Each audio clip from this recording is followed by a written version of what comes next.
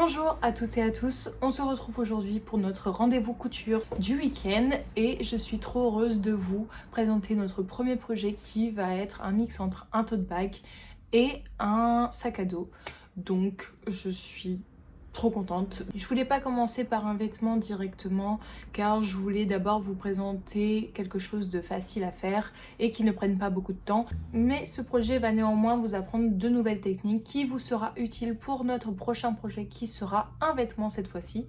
Le patron en dimension réelle d'un tote bag est en barre de description pour que vous puissiez l'imprimer à la maison.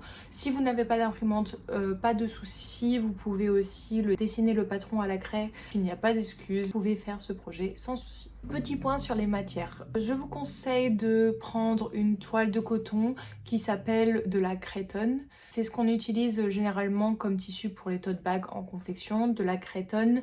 Vous pouvez le trouver en mercerie ou chez Mondial Tissu par exemple ou sur internet. C'est un tissu qui se trouve facilement. Essayez de vous procurer du coton organique, c'est mieux pour la planète. Mais si vous n'en trouvez pas, du coton simple fera l'affaire. Vous pouvez aussi le faire en velours, en denim, mais un denim très fin. Vous pouvez aussi le faire en ripstop. Si j'avais eu le temps, je pense que je l'aurais fait dans ce tissu parce que j'aime bien les tissus un peu plus techniques et qui ont cet aspect un peu sportif. Donc pourquoi pas, vous pouvez aussi essayer avec ce tissu, je pense que ce sera parfait pour ce projet. Tous vos tissus peuvent être trouvés en mercerie, au puce, même les tissus d'ameublement marchent pour ce projet et un tissu vintage pourrait être tout aussi cool à utiliser pour faire ce sac. Je vous mets dans tous les cas tout le matériel nécessaire en barre d'infos pour que vous puissiez juste faire un copier-coller, aller en course et acheter tout ce qu'il vous faut pour votre projet. Alors plus d'excuses, on y va, on commence ce projet. J'ai hâte que vous voyez ça et j'espère que ça va vous plaire. Première étape, on vient nettoyer son plan de travail.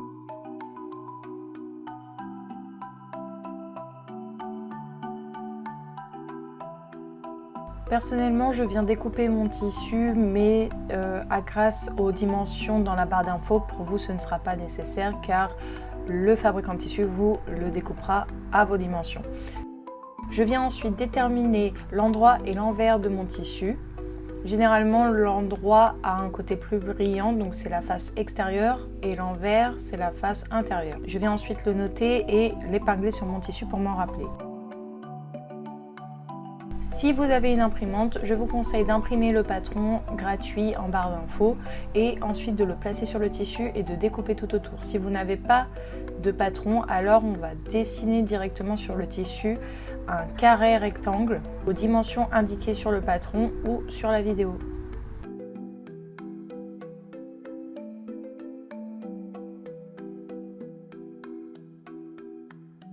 On réutilisera ces chutes-là plus tard.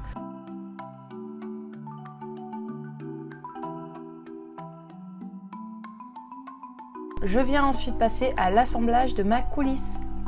Grâce à une équerre, je viens dessiner à 2,5 cm du bord une ligne droite parallèle. Et je fais la même chose de l'autre côté.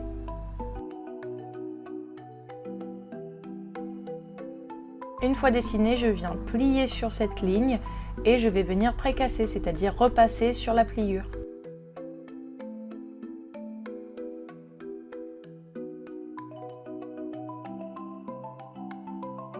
Je viens ensuite l'assembler à mon tissu à 2 mm du bord. Aidez-vous des repères sur votre machine pour coudre à 2 mm. N'oubliez surtout pas les points d'arrêt, c'est-à-dire revenir en arrière et continuer au début et à la fin de chaque pilier.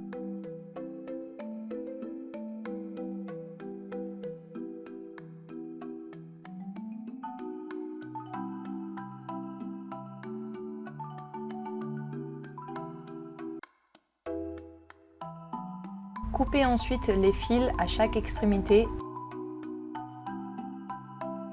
Étape numéro 4, je vais préparer les anses. Si vous utilisez du denim, je vous conseille alors de couper en deux cette anse et l'assembler directement au tote bag. Vous aurez ainsi un rendu plus joli et vous pourrez effilocher les bords. Je plie ma anse bord à bord et je vais venir piquer à 0,5 cm en point droit après l'avoir épinglé.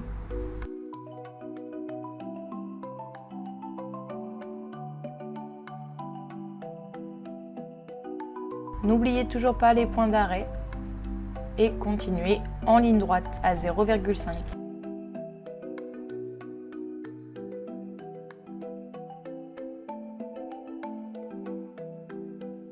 Cette fois-ci, on ne va pas couper directement le fil, on va faire un double nœud qui va nous servir à faire une sorte de boucle.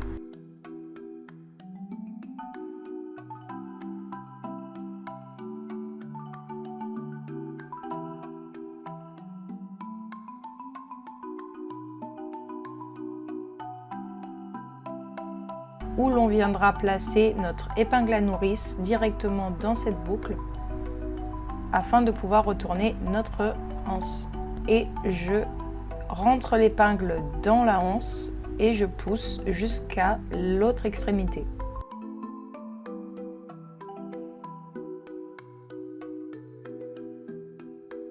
À ce rythme-là, c'est normal que ça fasse un espèce de zigouigoui. À cette étape-là, je vais venir tirer l'épingle et le fil d'un côté et pousser le tissu de l'autre côté comme je vous montre sur la vidéo. Vous devez faire les deux en simultané, ainsi vous pourrez retourner plus facilement votre anse.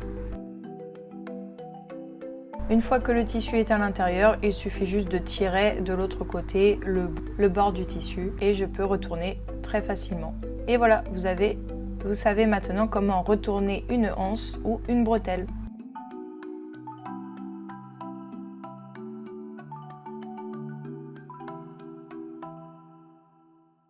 Je viens ensuite repasser à plat ma anse.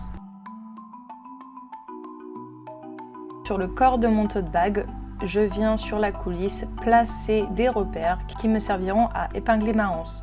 Généralement pour les tote bags normaux, sur le patron, j'ai mis à 12 cm du bord.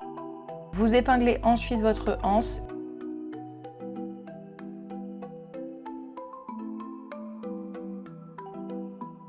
Et vous allez venir piquer sur le bas et le haut de la coulisse. Répétez toujours les étapes que l'on fait de l'autre côté aussi. Par exemple, vous allez venir attacher les anses du côté droit, vous allez aussi attacher les anses du côté gauche en même temps. Faites toujours en miroir vos étapes. À ce stade-là, on pourrait juste fermer le tote bag sur les côtés et vous auriez un tote bag normal. Mais si vous voulez continuer la transformation, alors suivez après l'étape 6 et vous pourrez ensuite le transformer en sac à dos. Ça ne prend pas beaucoup de temps. Vous allez venir ramener bord à bord les côtés de votre tote bag, piquer à 1 cm le côté. Surtout, ne piquez pas la coulisse, vous allez piquer en dessous de la coulisse. Il faut que la coulisse reste ouverte si jamais vous voulez transformer votre tote bag en sac à dos. Sinon, piquez tout le long si vous ne voulez pas.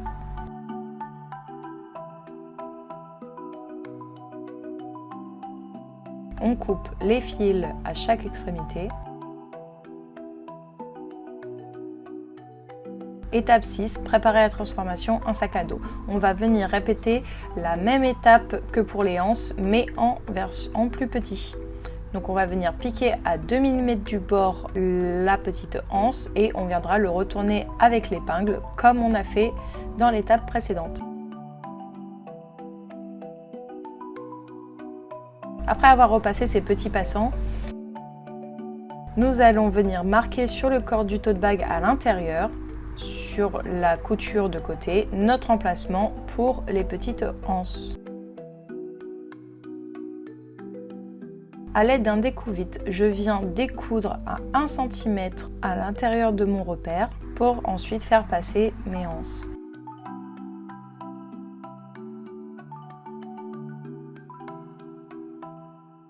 Je dois avoir un petit trou. Je vais ensuite plier en deux ma anse et la partie pliée qui n'est pas ouverte, je vais venir l'introduire à l'intérieur de ce trou jusqu'au rebord.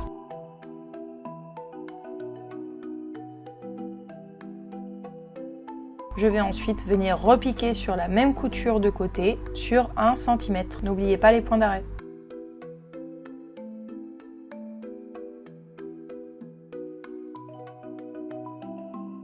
Et voilà. À ce moment-là, nous pouvons enfin retourner l'intérieur de notre tote bag et venir ajuster les coins. Pour ajuster les points, nous prenons une aiguille et nous tirons le tissu vers l'extérieur.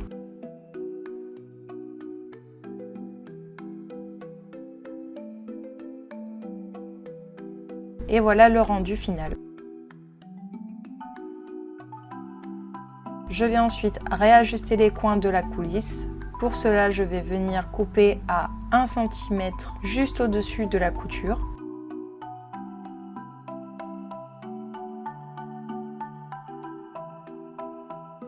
Cette étape s'appelle cranter.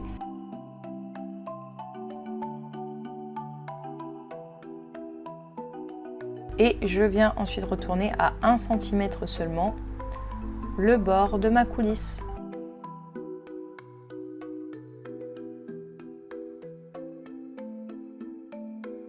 Pour garder une jolie finition.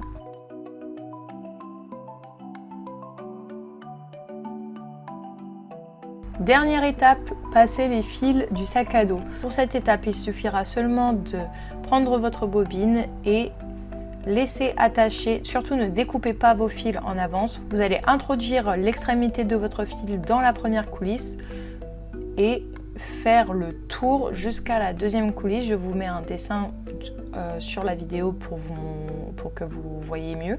À la fin, vous tirez sur ce fil pour ajuster à votre taille. Et je ferai de même pour l'autre côté.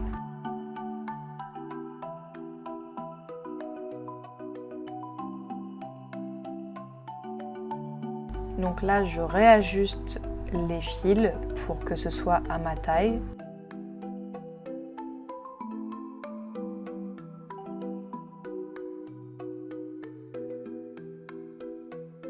Une fois l'ajustement fait, je viens couper et je fais ensuite passer mon fil à travers la boucle que nous avons fait tout à l'heure et je fais un triple nœud pour fermer mon fil.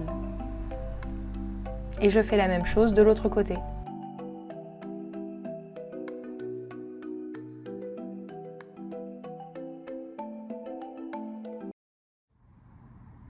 Si vous êtes enfin arrivé là, ça veut dire que vous avez été jusqu'au bout de votre projet et pour ça, je vous félicite.